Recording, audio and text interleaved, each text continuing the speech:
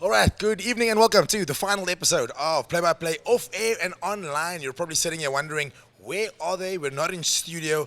Well, you know what we decided to do? We decided to take our Christmas edition of Play by Play off air and online to the beautiful Wicket Brewer down in Newlands. And so if you see a little bit of action, if you see some people walking in behind, if you see some food being delivered, don't be surprised. We're live from the Wicket Brewer. As always, my two confidants when it comes to all things sport in the sporting world, Adrian Endley and Tara Lee joining me. Tara, we'll start with you. Firstly, good evening, Tara. Good evening. I'm so excited to be here at Newlands Cricket Ground at the Wicket Brewer. It's actually my first time in here. I was so fascinated by the fact that there's like this 360 view of sport. Screens surrounding and each screen playing a different sport. I'm watching a terrible cricket match over there. There's some Nottingham Forest there behind us. There's rugby. It's amazing. So Tara's without a doubt absolutely in her element, and we're going to try and keep her concentrated for the next 30 minutes, call it that roughly, because when the Indian cricket is on in front of her, then it's hard to speak anything else but cricket. Anyway, let's shift on. Adrian, Yes, we sir. kind of wrapped up our season last week in studio. But then when the Wicket Brewer said us we can come and broadcast live from the Wicket Brewer, I thought, you know what, without a doubt, we've got to do that. I feel like last week was our our final episode. This is like our end of year. So end of year basically. function. So Yeah. you know what we do? Play by play, off air and online is having an end of year function at the Wicket Brewer. All the celebrations will happen off camera though, just for we don't want to get this thing Exactly. taken off YouTube for any reason. Tara was walking around with a glass of champagne earlier. I said, saw no, bubbles. no slurring on air, please. Like no slurring in front of Why the camera. are you throwing me under the bus? Tara did ask for water, but they said, there's already bubbles in here, so Yeah. we're not going to take that. Lots of bubbles will be flowing in the next couple of minutes. Tara, so I threw this question at Adrian last week, and it's a tough one. but I didn't prep for it as well. So if you feel Okay. blindsided, that's good. Yeah, Okay. so this is completely unscripted. Okay. But to kick off the show, I want you to tell all the viewers, obviously our millions of viewers that we have on SABC Plus and the like and YouTube, your favorite sporting moment of 2025. You know what? It's not as difficult to think about. Really? I have two. First, it's Liverpool. I wasn't going to say Liverpool. I was actually going to say our Proteas men Okay. winning the Mace. Do you know how important that victory was? Because there were tears in my eyes for the very first time our senior men's team winning an ICC trophy like that one. Yeah. For me, that was an important moment for us. We were number one again. The road to number one was long and hard. What Shukri Conrad has done has been absolutely incredible. For me, that is probably one of the biggest moments of 2025. And then, of course, Liverpool winning the Premier League trophy because, yes, they are the holders. I mean, I knew she was gonna go there, right? Despite what the table Yeah. says right now, I think it's a big moment, and everybody has been forgetting that was this year. It's been a long year, and a lot has happened in the world I of think sport. it speaks to how very quick we are to forget that Liverpool did still win the Premier League in this calendar year. in this year, yes. Which is insane. Even though this season it's been a tale of two seasons, they are still technically the last people to win the Premier League. I was about to say, a lot can change in, what's it been, 6 months maybe? Roughly Yeah, 6 they won months? in May. Yes. Yeah, a lot has happened since then. A lot has happened, but a lot of changes, some tragedies Yeah, this true, year true. that we can't ignore. And then, of course, a lot of relying on data. I think that has been the mistake of Liverpool.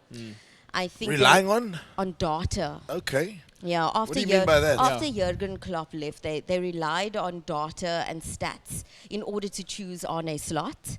And I think they did the same when choosing who to buy, who to purchase okay. during the transfer So what are you window. saying? Are you saying you think he's the right guy or the wrong guy? I'm starting, since the Mo Salah saga, Okay. Are we, yes. buckle up, this could Yeah, go yeah, anywhere. yeah. This After could the- be big. after Yeah. the Mo Salah saga, I've started to change my mind about Arne Slot Okay. because I was like, what are you doing?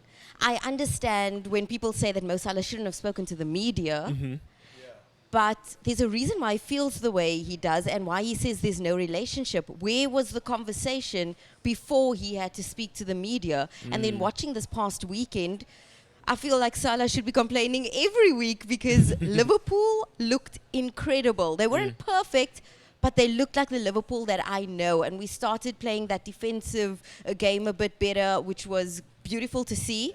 And that we saw a lot of during the But I Jurgen mean, Klopp era. Arne Slot has come out and said that there's no issues between him and Mo Salah. Are you saying there is?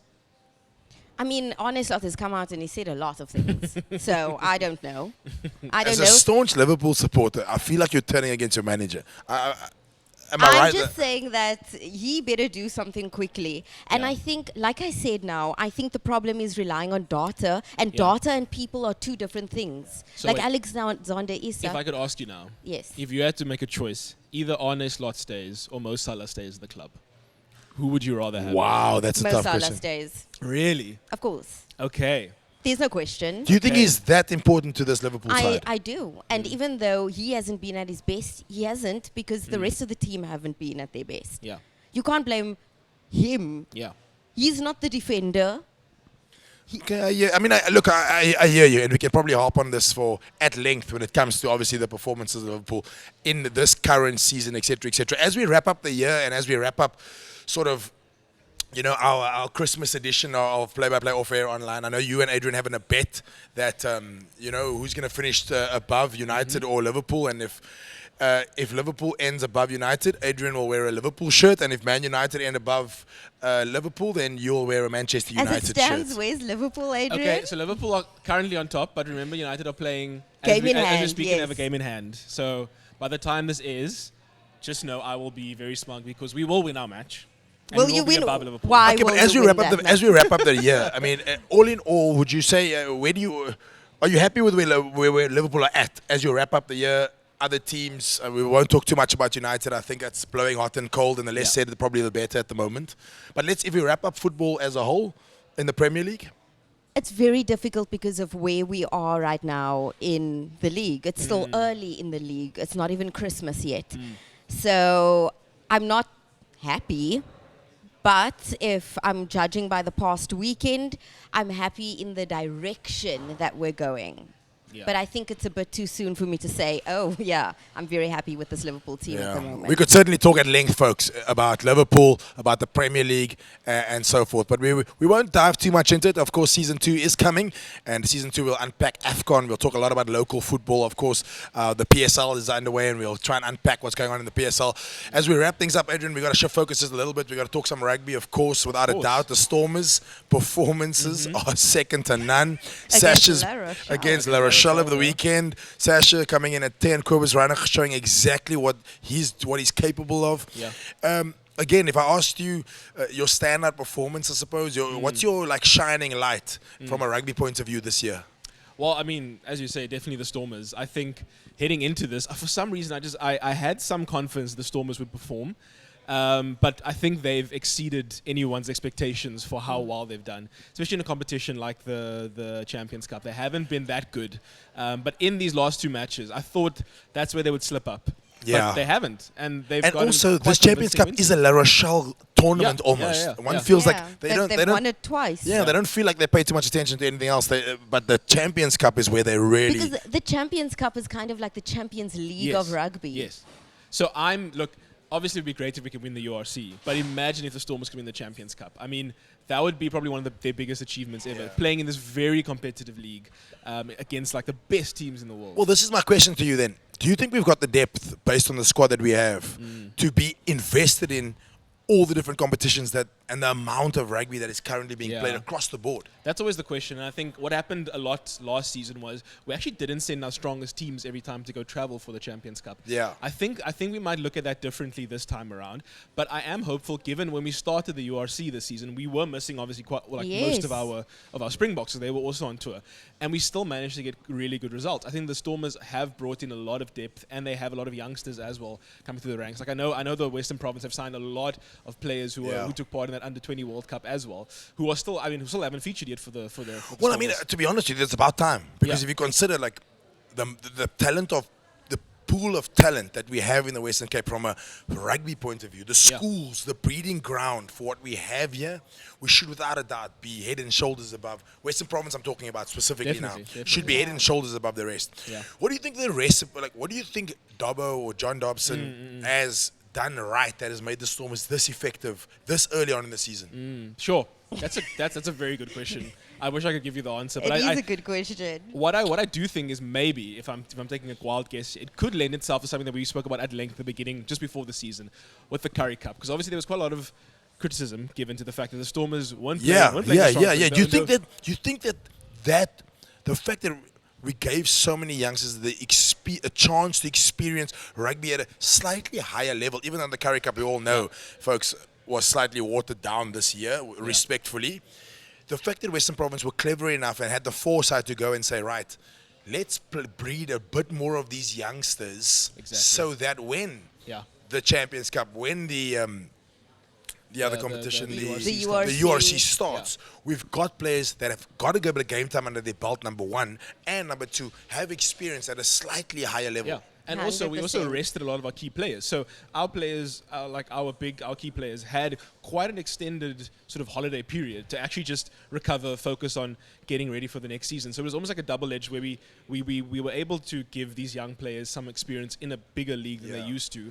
And we've seen a few of them coming into play, especially at the beginning of the season when we were missing quite a few players. So that could definitely have contributed to that. And did you hear what Dobbo said at the start, before the season even started, like at the start of earlier in the year? He said that he was working on a long-term plan. Yeah. He actually wasn't looking at this season as being the one we're winning. And anytime a coach says to me they're working on a long-term plan, you lose me. I'm out. You lose me. You lose me. It goes through phases. Don't come with this like long-term plan. I want to win rugby. I want to win rugby now. I've heard long-term plans with Man United for way too long. Exactly. That long-term plan has been going. Exactly. And so that's why we lose faith. You know what I mean? Exactly. As Kaizi walks straight into shot here, folks. Kaizi. Shows you just how live this show He's is an being Arsenal shot. supporter, by the way. Yeah, and Arsenal not going to win the Premier League. We're going to this get season. Kaizi to sit down with us a little bit later. We're going to talk some basketball because that's all he knows. You guys can't afford me. Arsenal can't. It's not all he knows. He also Arsenal knows can afford him. Arteta's long-term plan. Yeah, exactly. What does he know about Arteta? He knows about coming second. You know, the only thing Kaizi and I have in common is the fact that we both support the Lakers. So we're going to try and get Kaizi back a little bit later. Of course, also, folks, as I mentioned earlier, we're broadcasting live from the Wicket Brewer, and the Great Drive is going to be Yes, of course. going to air in the next couple of minutes. my Tara's barman doing now the as well. news, Adrian is doing the sport, and I'm just here to make sure that the beers are kept cold. So over the next couple of minutes, we're going to try and get Kaizi in and maybe talk some basketball and see if. And maybe we should even get Celeste in and see what Celeste knows about how Celeste's sporting knowledge is. But last week we spoke a lot about the Springboks, and so this week I thought, instead of focusing so much on internationals and the Springboks, I want to talk a little bit, and I want to dive a little bit deeper into what's happening on not a local rugby front, but on our unions. Tara, I want to throw this one at you. Of course, you've been keeping a close eye on the Sharks. Oh my goodness! Of Picked course up a good I have. performance over the weekend. Because they had some Springboks back. Returning, but the Sharks seem to be getting it so wrong currently. Look, JP Peterson has come on now, and he's now the head coach of the Sharks. Plumtree has stepped aside. The Springboks are back. They had a big impact in the Sharks. Andre Esterhuizen playing in his 100th game for the Sharks this past weekend. Got man of the match as well. So a lot to talk about. But we look at the contrast of how well the Stormers have played Yes. to how badly the Sharks have been. What do you think is the distinct difference between the two? I know you're not that engrossed in the two, but from just an outsider's point of view, or call it an avid rugby supporter's From point an of view. outsider's point of view, I think you hit the nail on the head earlier when you said what the Stormers were doing right. Yeah. I think the Sharks are doing that completely wrong. Where is the depth? It's like their team is failing when they're missing their key players. Now they don't even have Ian Etzebeth, which I'm sure that they're very upset about. I saw some numbers being thrown And around they're about gonna what he suffer. earns. Yeah, he per earns game. so much. Is They're this paying like so for real? much for somebody Yeah. to play. Are to those not numbers play. legit? Do you reckon those I numbers are think legit? they are. I do think they are. I think Yeah. they are. Because the numbers 100%. I saw that this like earns per match, per episode for us, per match for him, like exorbitant. Exactly. And now there's nothing they can do about that. So yeah, I mean, Absolutely what the Sharks are doing wrong, but let's hope they turn the corner after this past weekend's result at the Shark Tank in torrential rain. Let me tell you, Yeah. I'm positive that this may be a step in the right direction? Well, it seems like the Bulls are also getting quite a lot of flack for their players Well, as the well. Bulls got hammered 50. What was the final score? It was something ridiculous. But They got a also 50. The Bulls' front line obviously have featured heavily for the Springboks this season. They've been doing quite well. And now we're seeing almost a Sharks effect here where when they go to their clubs, they just aren't performing the same. Yeah. So people are actually starting to call out the Bulls as well now, saying, why can't you guys do what you're doing for the Springboks here at a club level? Yeah, so very, very interesting. I mean, as we wrap up what's happening in the URC. So, if Only I the had to- Stormers have been doing really, really well. Look, the Stormers have been the exception this whole season. Even in the We have Challenge been. Cup, the Cheetahs and the Yes. Lions. Yeah.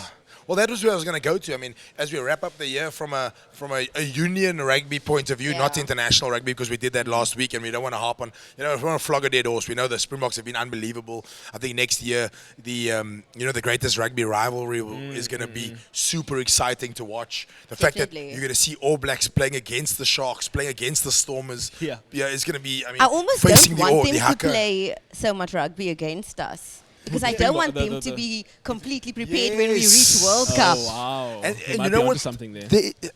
I also think you're onto something. yeah, there. I You know, feel like it playing favours against them. South Africans generally just play rugby differently. We're a bit more physical. I mean, I stick my neck out and I say that, and maybe other teams won't like that, but we are just slightly more physical. We're Yeah. actually prepping the All Blacks pretty well Yeah. for the next World Cup. And so I think you might be right and might be onto something. But as you wrap up the unions, I mean, of course, Stormers head and shoulders above the rest. Do we see our local teams doing well across all the different competitions, or do we think the Stormers are going to run away with it in terms of being the representative team from a South African point of view, and you think the rest will just fall by the wayside? Where we're standing right now, that's what it looks like. Yeah.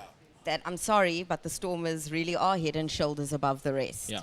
And you, Adrian, you think you're going to see the other unions come to the party, or you think? I think they'll challenge now, but I definitely think the Stormers will end top in South Africa. Yeah. My only concern, as always, are the Irish teams going into the later stage of this competition, and for the Challenge Cup as well, the French teams. Obviously, we beat La Rochelle, but Yeah. to lose those kind of teams as well.